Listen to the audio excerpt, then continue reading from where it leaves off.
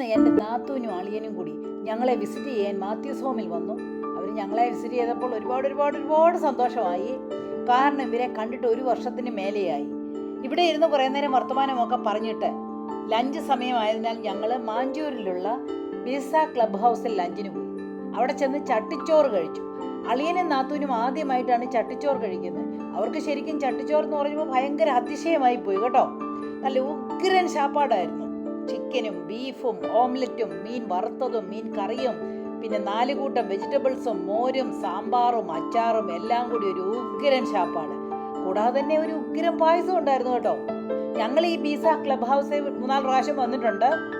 Hospitality നിറഞ്ഞു നിൽക്കുന്ന ഒരു സ്ഥലമാണിത്.